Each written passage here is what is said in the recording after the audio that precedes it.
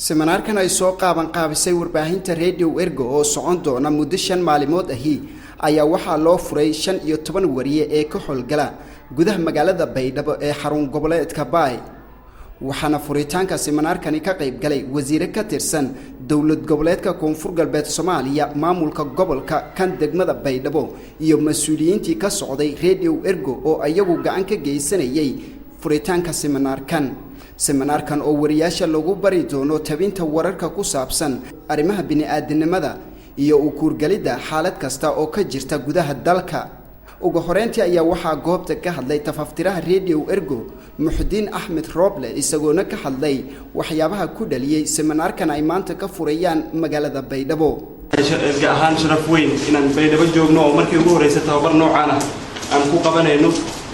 wariyaasha halkan fadhiya ee tababarkan sida gaarka uga faa'iideysanaya waa wariyaasha idaacadaha ka shaqeeya marka waxaynu bari doonaa oo muddada tababarkan uu socdo aan baran doonaa xirfadaha wartabinta iyo sameynta barnaamijyada sida gaarka ah loogu talagalay inay raadiyaha ka baxaan waxaan tababarkan uga faa'iideysan doonaa inaan warbaahinta magaalada Baydhabo Radio Warsan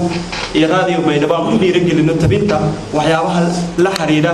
baahiyaha iyo nolosha dadka beeraha iyo xoolaha labadaaba waxay ka mid yihiin waxyaabaha muhiimka u ah nolosha dadka gobolada ku nool marka waa muhiim in loo sheegaa sheekooyinka noloshooda quseeya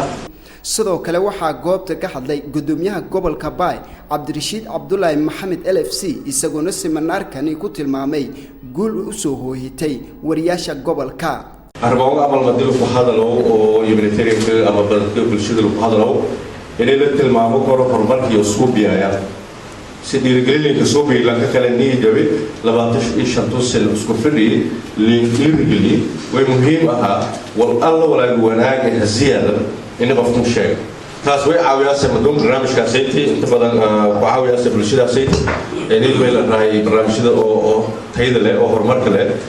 bulshada kale ka dhiirito bulshadaas naga bulshada taladay horumar naga laakiin hoob naga in colaad la sheego in dhibaato la sheego in meel qarax la sheego la kasta idisa ka ruuray la koob idisa ruuray noloshiisa saameyn weyn ku leedahay wasiir ku xigeenka wasaaradda haweenka iyo horumarinta xuquuqda aadanaha Marwo Binto Ibrahim Ali ayaa iyaduna kelmad gaaban halkaasi ka jeedisay xaafadda horta sideedaba sida gudoomiyaha uu sheegay waa seef laba afle waxna way dumisaa waxna way dhistaa laakiin maxaa fiican wax walba dhinaca wanaagga in laga raaco oo xumaha aan la tixgelin haddii ay dhibaato dhacdo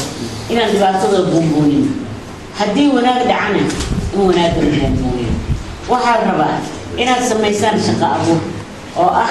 dadka inaad ku wacyigelisaan wixii wanaag ah waxtar ah wax qabsi ah ugu dambeyntii wasiirka warfaafinta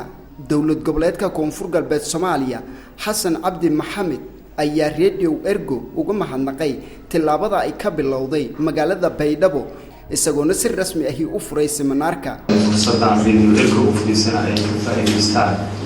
wadadii ugu muhiimsanayd ee dawladnimada iyo jiritaanka ummadda Soomaaliyeed ayaan cagta saaray haddana Koonfur Galbeed Soomaaliya harba inaan u hadalino Radio Ergo oo reer Koonfur Galbeed intooda badan aad ugu taxayeen barnaamijyadeeda taxanaha ah ee waxtarka u leh ummadda Soomaaliyeed khaasatan reer Koonfur Galbeed Soomaaliya waxaan codsan lahaa Ergo in sida horeba ay u codsadeen mas'uuliyiinta iga sarreeyay laga helo radio FM ah deegaankan si toos ah uga tabanayso xarunta dhexe ee Radio Ergo geynayso aan si official ah ugu wado seminaarkan maanta soconaya muddada 5 beri waxaan rabaa inaan idin furo seminaarkan waa loo furan yahay Radio Ergo ayaa looga bartay lalinta wararka ku saabsan arrimaha bini'aadanimada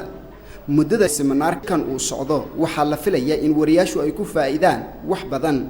Maxamed Aadan Socdaal TV-ga dawladda Jubbaland magaalada Baydhabo